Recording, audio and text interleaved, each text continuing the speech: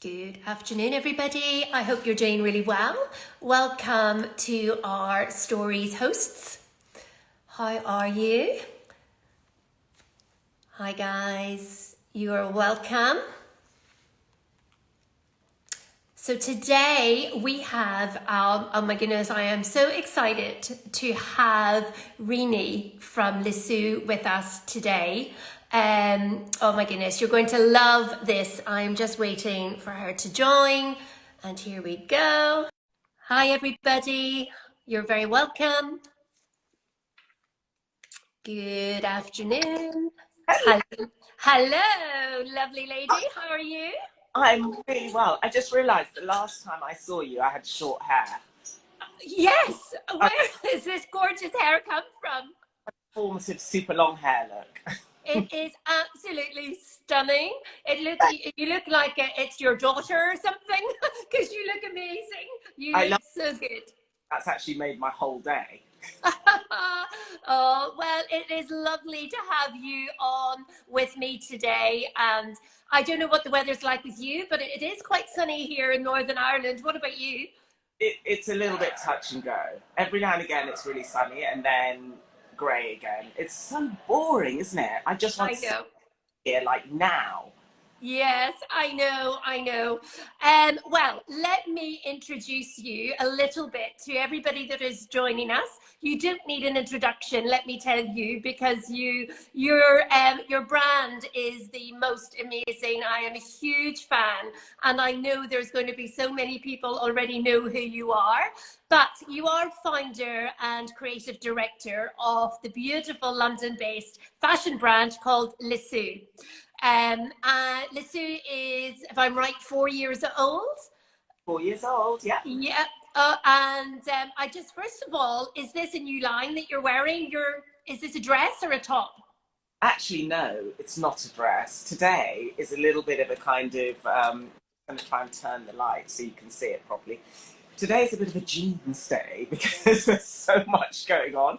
But this little top goes beautifully with a pair of jeans. And it's just, I'm going to just do that for a hot second. It's kind of cropped there. Oh, stunning. Nice and baggy kind of, I'm pretending it's summer, that's the thing. Yeah. Well, we should be having more of a sun. We are in June, honestly, but that is absolutely stunning. Thank Stunning. you. Lovely. I always love to see what you're wearing. And I remember when we met a couple of months ago in London, I always say, when Rene's come into the room because the colour is just bursting forth. It's just amazing. So I have some questions for you that I put together. So you came to the UK at a young age. So where was home before that? So I'm actually originally from Tanzania in East Africa.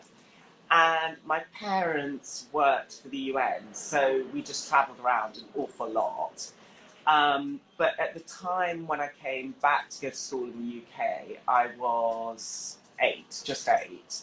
And that was really because there was a war in Ethiopia, all the schools were closed. Literally the army took over my whole school as a base. So suddenly there was just no school, and there was no kind of, continuity and stability in my education was what my parents really wanted. So I actually was homeschooled for about almost 2 years. But at the time, as I was an only child, my parents were just like, gosh, this is actually not healthy. She's turning into a mini adult. You couldn't go to other people's houses. So it wasn't like I was seeing other people my age. So that was really the rationale to, send me away to school.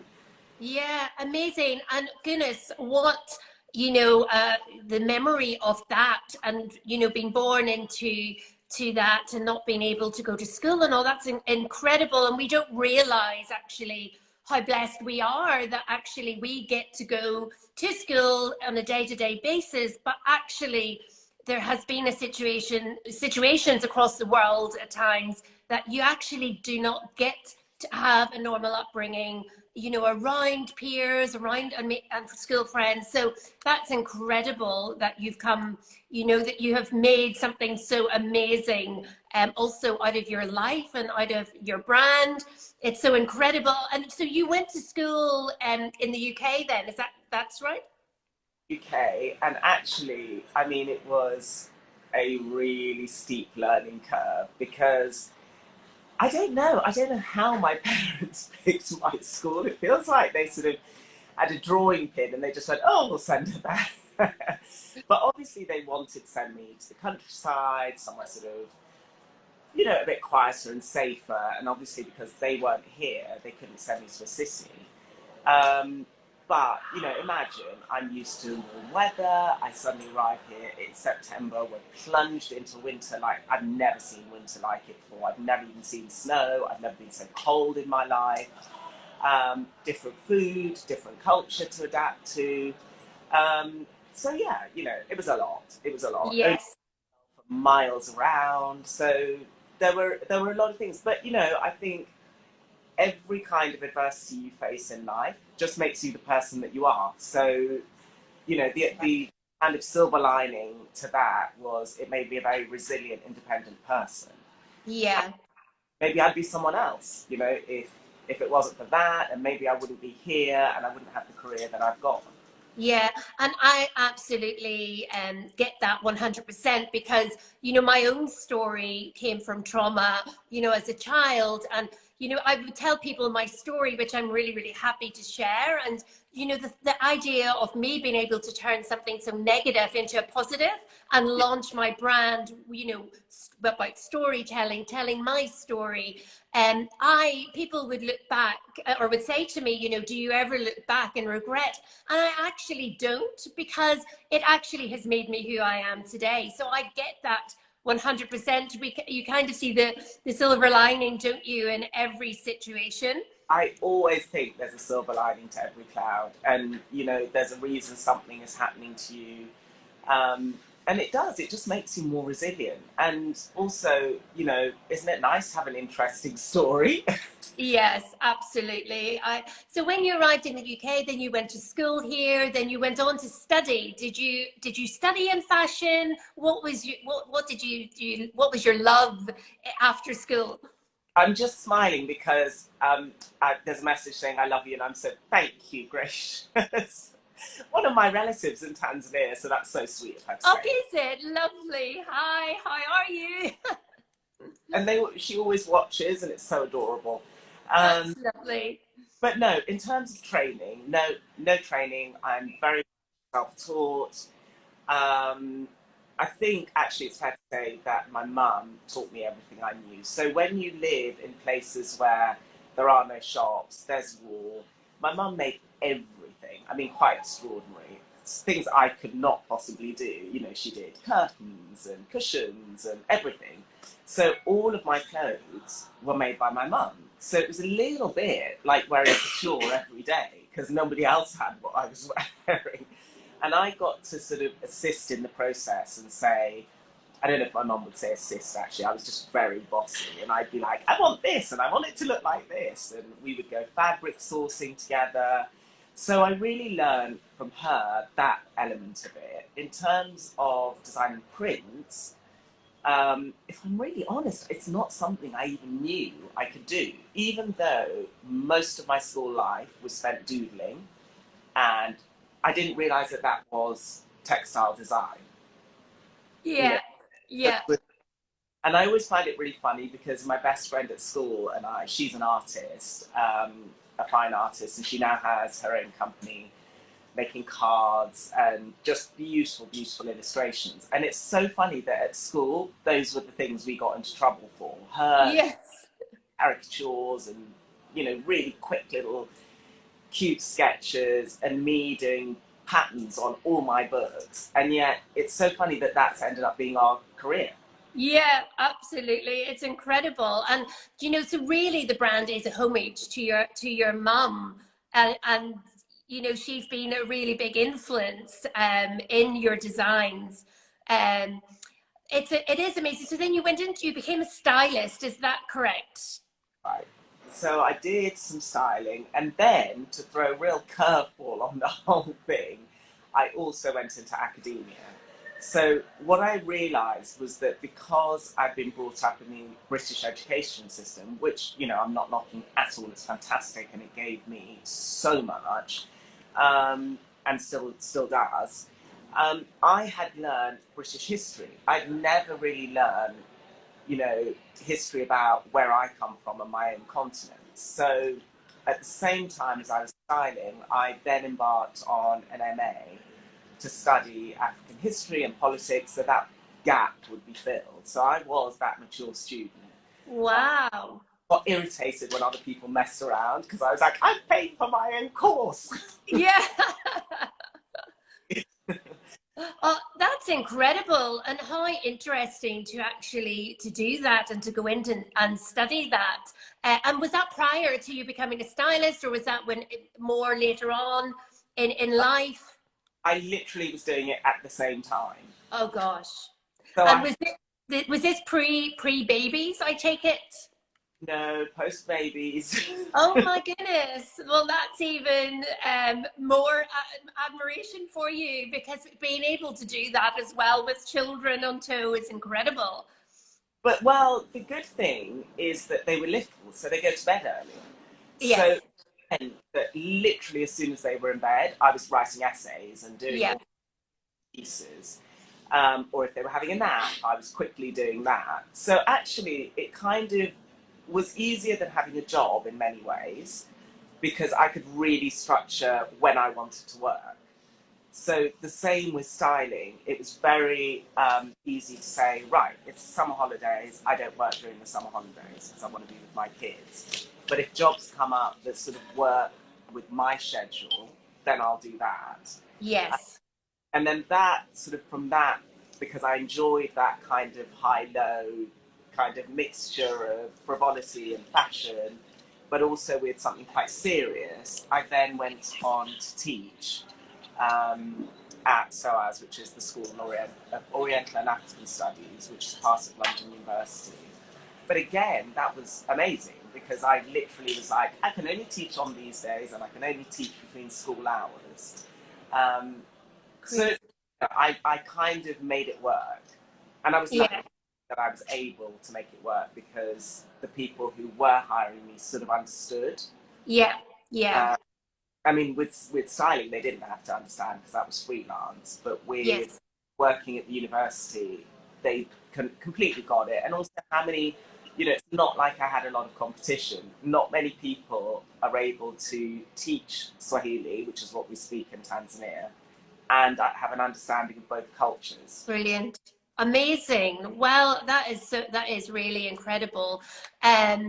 So in terms of Lisou, tell us the story of Lisou. So, having done styling, I had always really, really wanted to start my own business and have my own brand. But really, just timing wasn't quite right. I'm not one of those super women who can juggle a full-on career with small children. And I just kind of knew I wouldn't be able to do it. You know, I knew my limitations. Same. I'm there with you. I totally get that. Yeah. So it was sort of this thing on a back burner a bit, and I just sort of had it percolating in the back of my mind, but didn't really know when I would do it or if I would do it. And really, it was like my husband really kind of encouraged me and just said, just get on with it, you know. And my sons by that point had got to an age where, you know, they had an understanding because you can't really say to a 3-year-old, not now, I'm working. Yeah. Yeah. Whereas they're now both working, so it's really, really easy. You know, we all do it to each other, where Yeah. it's me calling them and they're like, can't talk right now, mum. I know, and we've spoke about this before, where you know our businesses really came at a right time, and they're just an additional child, really, aren't they? Our businesses. And so, in terms of having that desire to launch your own brands, and you obviously have the stylist background, you know, where do you start? Because your designs are really unique. So, is it what has influenced you? Has your upbringing influenced you? Has traveling the world influenced you? You know, and how do you get, you know, what your designs into these beautiful pieces of fashion? How does it all start? You know, where does somebody start to launch a fashion brand? Oh, well, as you know, because you've launched your own brand, I think you just throw yourself in wholeheartedly. And it's terrifying, as you know. But then you kind of think, look, I've just got to get on and do it. And there's a lot. I think whether you're trained or not, there's loads of learning on the job as well. And you make mistakes and you learn from those mistakes. But it really began with, I just love fashion. I love clothes. And if Yeah, it's something that you love, it then doesn't feel like work. Uh, yeah, we were saying before, you know, when we met, that you're just thinking about it all the time, even in your. yes, It's just kind of going. So you have to have that real passion. yeah, You know, yeah. it's fun. And it is incredible what you've created in such a short time. You know, and gosh, I don't know anybody who doesn't adore and admire your beautiful pieces. But I'm sure there has been some challenges along the way. You know, have you looking back? You're a little bit ahead of me. You've turned 4 already. We're turning 4 in October. But just, you know, I know with the pandemic and Brexit, you know, we've all been faced with an awful lot of challenges. What would be your biggest challenge, you think, to date? Well, definitely the pandemic, because who saw that coming? Yeah, And that was just a real challenge. That actually and Brexit, because those are two things that kind of seem to just come up at us all at once. yeah, Anybody, and just everybody in general.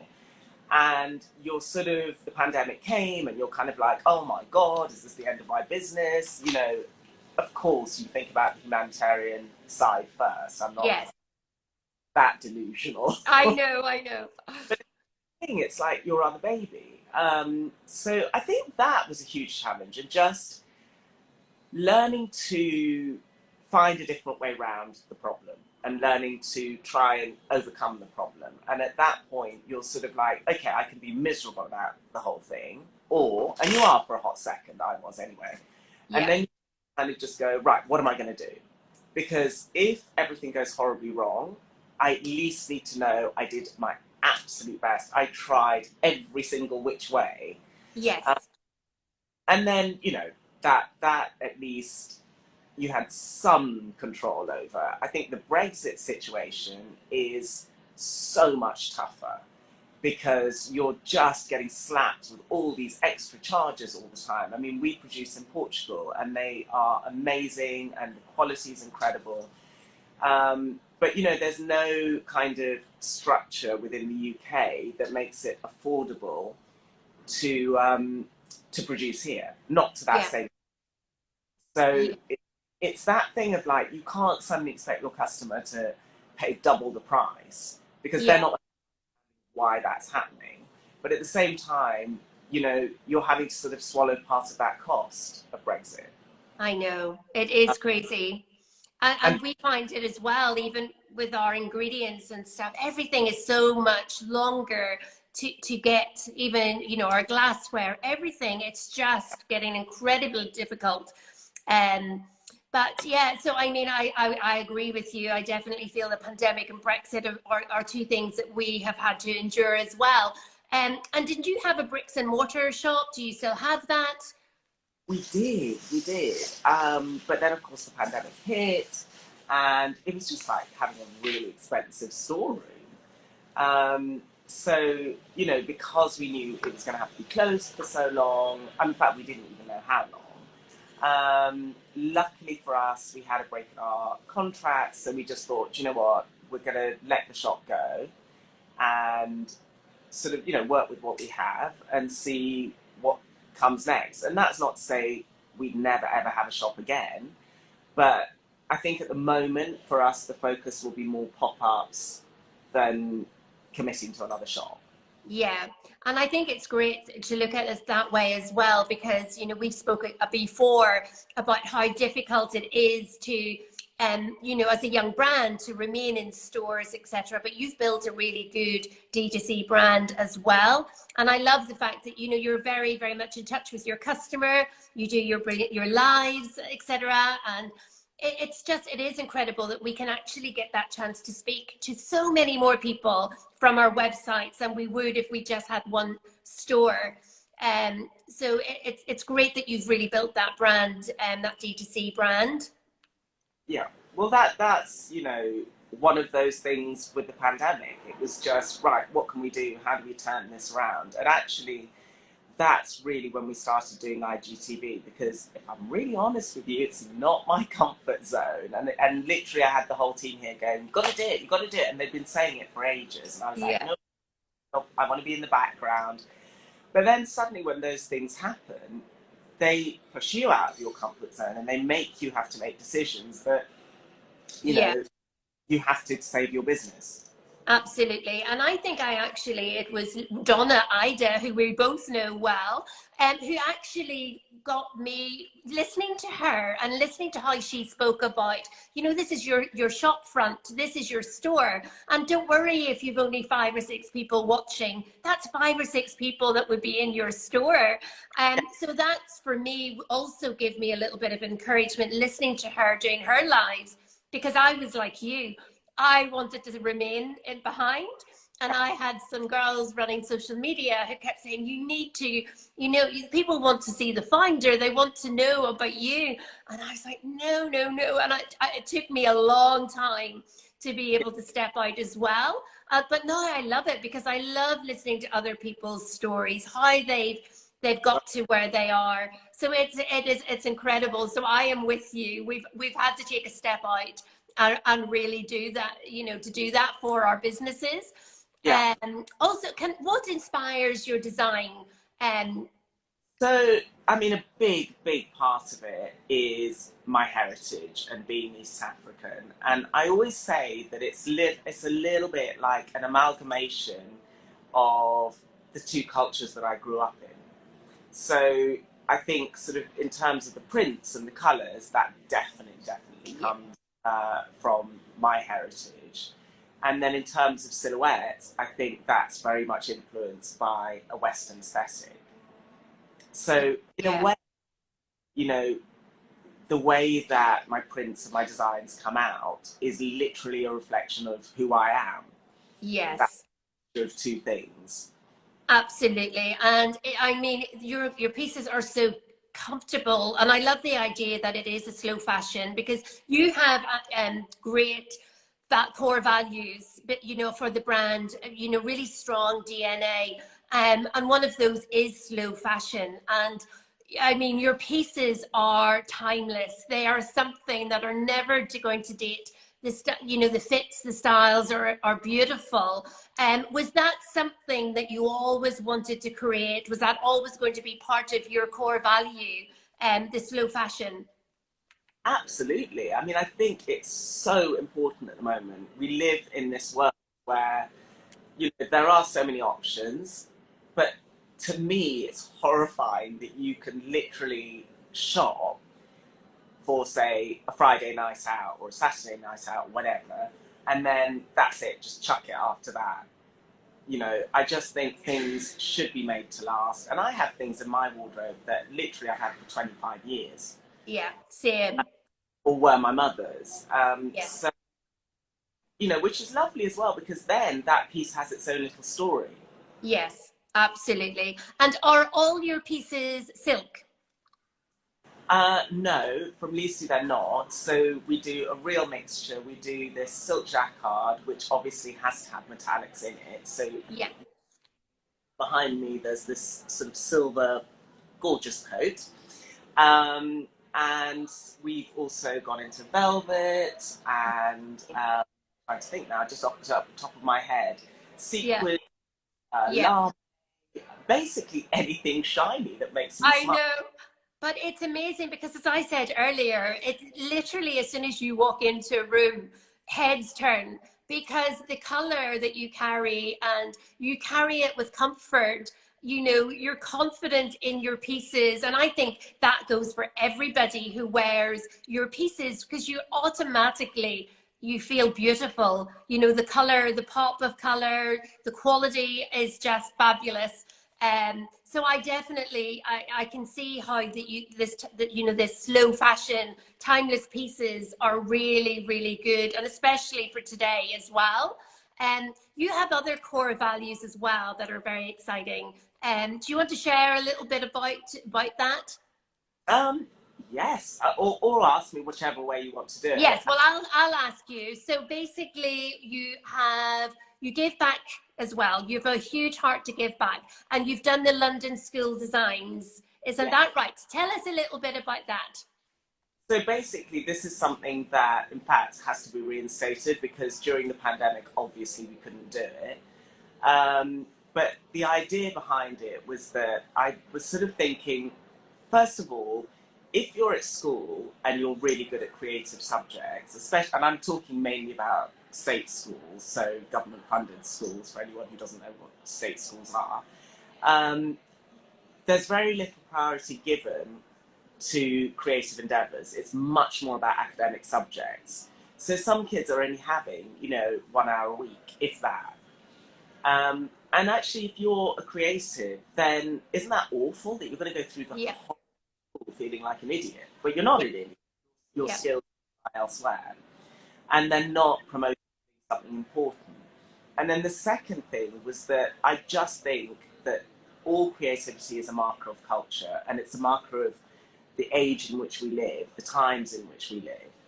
So that can not only be represented by a certain demographic of the world or of, wherever, it has to come from every single level. Everyone has their different experience. And it's very much easier if you are, middle class, or you have money to be able to go to private school or whatever it is. And, and I completely would admit I'm a beneficiary of that. So I wanted to do something for those kids who kind of, have less of a voice. yeah. So, and also the fact that for most state schools, I mean, literally, I visited every state school in the Royal Borough of Kensington and Chelsea, which is where we're based. So I thought, let's start with the borough we're in, and that's kind of doing something on a community level as well. Yes. But most of the schools that I visited, in fact, I would say almost all of the schools I visited, it was mainly people of very diverse cultures and different nationalities. So it wasn't, there weren't a lot of white faces looking at me. Yeah. So Yeah. it became really important to be somebody that some of the children could look at and go, oh my God, well, she's done it. Or not done, but is Yeah. doing. Yeah. Yeah. So actually, it's a possibility for me. And I never saw that growing up. So, I felt that was really important. But basically, we just said to all the schools, we sent them a form, and on the form, most of it was blank, do an A4 design, anything that you want to do, and underneath just write one sentence, please. Because I was like, we can't read loads of essays. I know loads of it. Essays. And then we did primary and secondary school. So, I mean, it was unbelievable. Brilliant. We got hundreds upon hundreds. Literally, our studio was just covered in all Oh, the amazing drawings and prints and, amazing. and lots of different inspiration, like my holidays, my grandma's garden. It was just Amazing. incredible, incredible. And really hard to pick a winner. So Oh, actually, we had 2 primary school winners and 2 secondary, where it was supposed to be 1 each. yes. The winners obviously got art supplies, but we also, which very kindly from Winsor and Newton, who agreed to kind of discount them for us because we explained what we were doing. And then the winning drawings we made into silk scarves. Oh, So amazing. I'll show you, but I can't see one within reach. Oh, amazing. But But that is incredible. And I totally get where you're coming from, because, it's really, it was always academic. You had to be academic. And then the creative entrepreneurs in our world were actually left to feel stupid and feel as if they couldn't, they didn't have, they were leaving school feeling they had nothing. But so for you to be able to go in, and then do you keep those, did you sell those scarves, or when they had them? So we sold the scarves, and I don't know actually if they're still there, but I would have to check. But we might have Yes. left. But the idea then that we wouldn't profit from the scarves. So other than covering the cost of making the scarves, which again were digitally printed in exactly the same format as the children, Wow. there was no tidying up. No, you can actually see some of the crayon effect in some of the prints. So whatever we made, all the profits went back into the winning schools to help their art get more supplies, and kind of keep encouraging those kids to just do what they did. Uh, Yeah.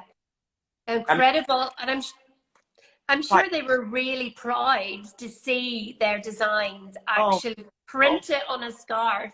Like, it's incredible. I'm sure it gave them so much passion to keep pursuing what they wanted to do and having that support. You also do give back into educational and medical funding, isn't that right? yes, we do. And what does that look like? Because you give a lot, you give back an awful lot. I know that in lots of different areas. You know, the women supporting women, the Lady Foundation. The Lady Foundation, is that correct? So there's lots of things. But what is the educational and medical funding that you do? So basically, it is helping people in, because I wanted to do something far and near, you know, where I'm from originally, and also within my local community here. So the schools kind of dealt with this, and then I wanted to do something in Tanzania, which was really having a fund or a trust that would help people get educated or go into further education, or, you know, there's no NHS, so if you need medical care, and what generally happens at the moment is people apply, and then as a family, we kind of, as in, you know, my husband and my children and myself, and also my uncle in Tanzania, a few relatives are sit on the board of that. So we then make a decision about, does this person need our help? How can we help? Which is kind of a whole job in itself. Yes, I'm sure. But um, absolutely incredible that you do that. And is that something that you've always wanted to do from the beginning, that when you launched your brand, was, you know, to give back into the community? Well, my parents were very much those people. And they were major philanthropists. They really tried to help as many people as they could. And a big reason why they worked for the United Nations was really, you know, and they chose to remain in Africa, was wanting to make a change, really, for the better.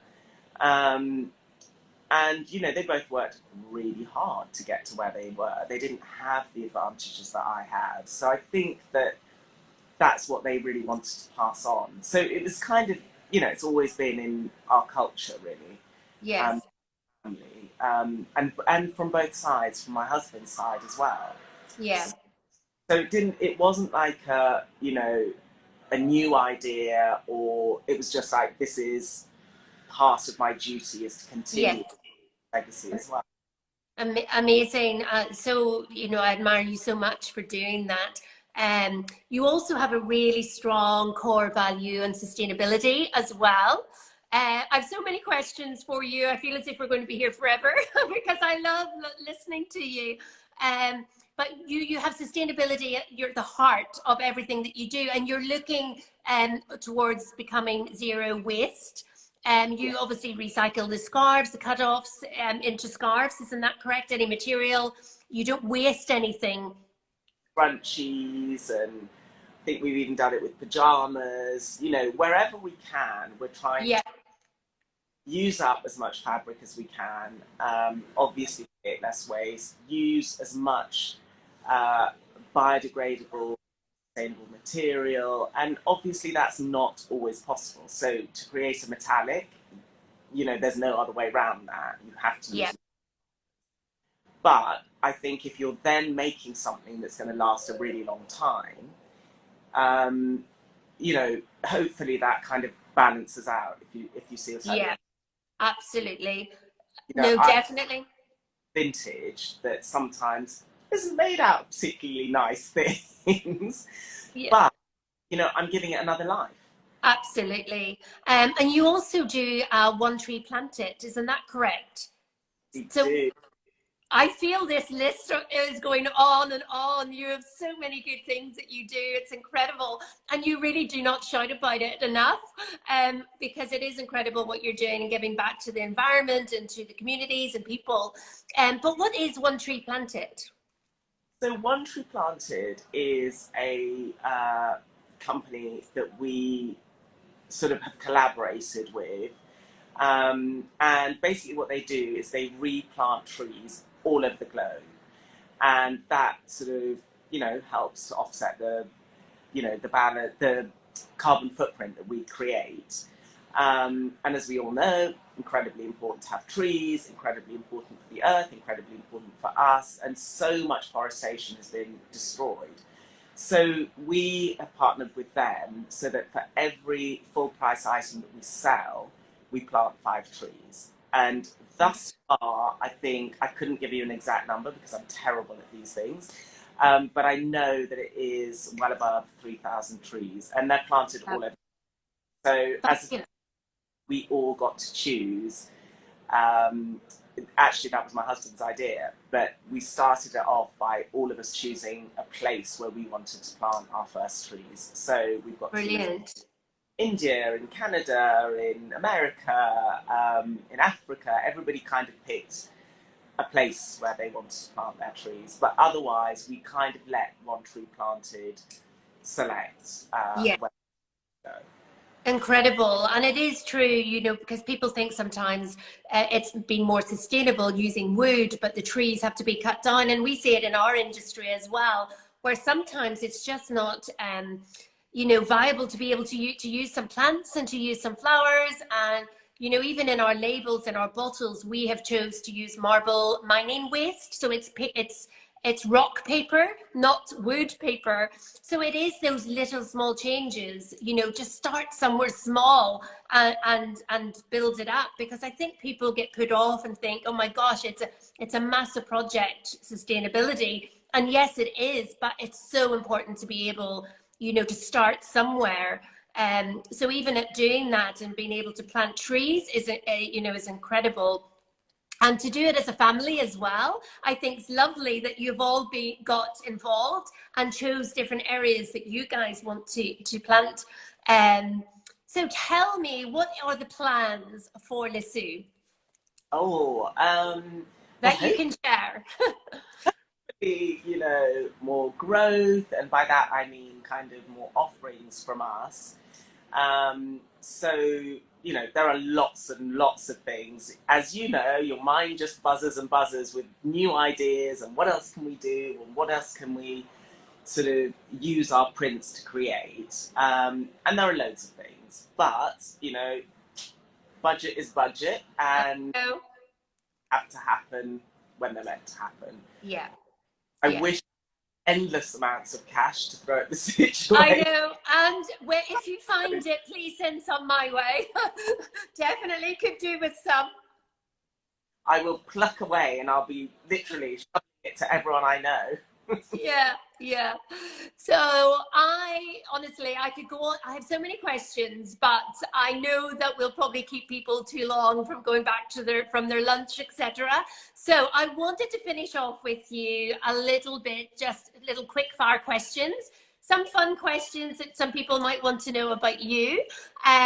So if you're up for it, I'm I'm I ready. will fire out some questions. So you talked about, you know, there a minute ago about being you know, obviously you're a creative designer and founder, and your mind never stops because you're always thinking about the future. And I'm sure, like me, you wake up in the middle of the night and you have an idea and you have to write it down. But Oh my. how do you switch off? I rarely do actually. I am one of those people that I just need to have lots going on at all times, which drives my family, I have to say, insane. I'm not still. As you can tell, I'm like a major gesticulator, just, always kind of blah, blah, blah, 100 miles an hour. I think it just takes a hot second for me to totally calm down. I mean, I'm surrounded by a lot of people who, within the industry, friends, family, who have small children, love to play with small child. Yeah, it is a good way to switch off. I don't mean that in that wrong way. I mean, I just find them really entertaining and fun. Yeah, And yeah. I guess that innocence that makes you just stop thinking for a hot moment. Yeah, absolutely. You sound a little bit like myself. When you ask, what do you switch off? Well, do I ever switch off?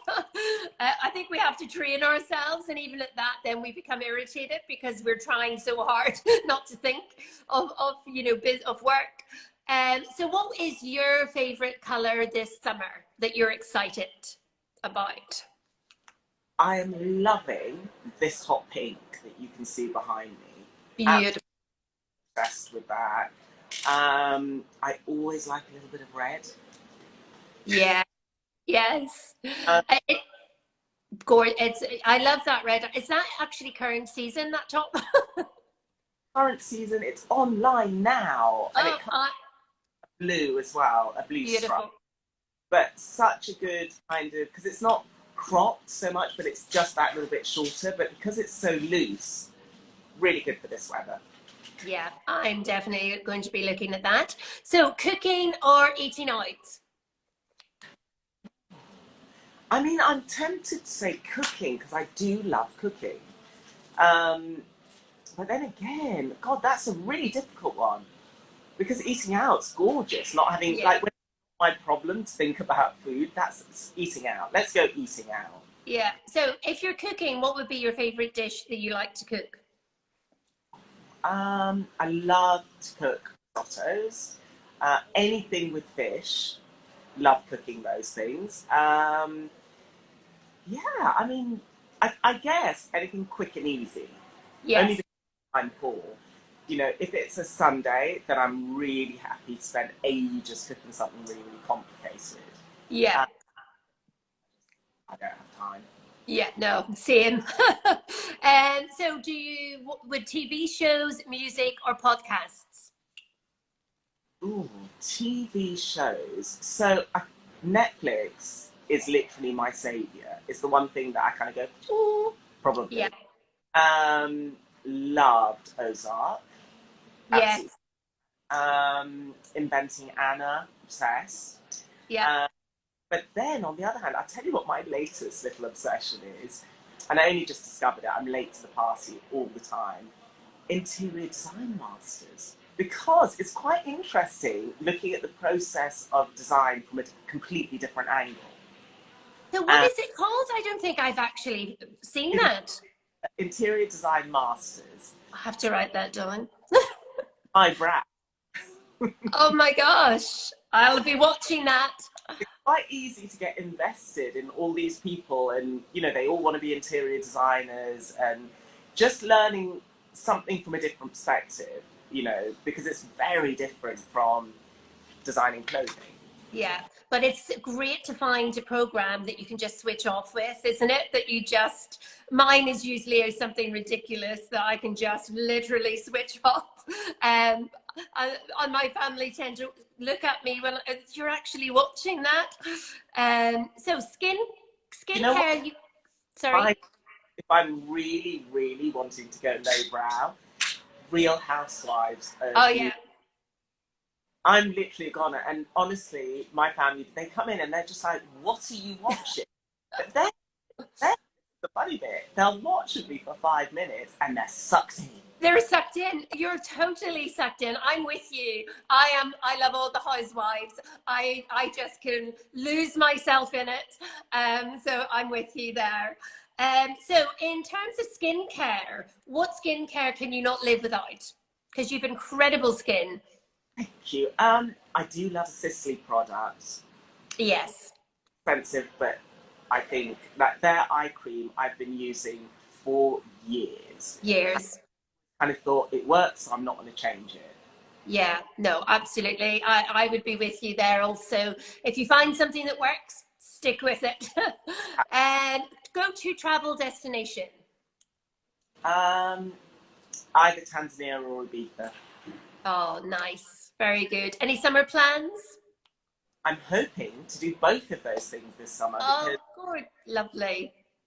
else, because of the pandemic, I haven't actually been to see my Tanzanian family for such a long time, and it's just touching base with all of them and also my culture and speaking, a language, my language as well as English, but it's the other Yeah, language I grew up with.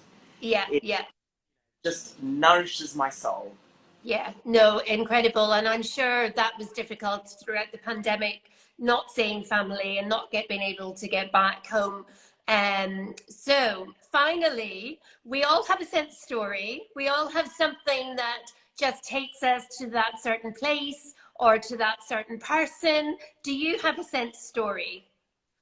Oh, I think definitely through my mum. So I can really remember sort of smells that she wore. I remember really clearly her wearing Joy, the Jean Yeah, Pet. I don't even know if I pronounced that properly. Um, but I do remember the smell of that. I also, weirdly, I mean, it's not a perfume smell, but my mum used to use Elnet hairspray. oh yes. I always have a little tiny one, even though I don't use it, I always have a tiny Elnet spray that I kind of spritz when I'm missing her, and it just, Yeah, like, the strength of scent and smell is extraordinary. it so is. And even, it's not all about a perfume. It's just about what you've just explained. It's just there is that something in that that just gives you comfort immediately. And it's amazing that you carry that with you also. Like, I think that's incredible. But there's the power of scent. And memory, it's just something that transforms you in an instant, doesn't it? It transports you to a place. It's almost stronger than the senses that we predominantly, I guess, rely on. Uh, Yes, like, say, vision. I don't know. There's something about scent and sound, because music does that too. yes, and for me as well. And it's the senses, because when I smell, sometimes I see color and see pictures or shapes. And I think it's very much the same with music as well. There's something about it that can transport you. Um, so we, Oh, my has just sorry. said that incredibly beautiful. Thank you, darling. Oh, thank you so, so much for coming on. It has been such a pleasure. And thank you, everybody, for joining us. You have been honestly such incredible story, and really love to hear more again in the future. So we'll have to do this again.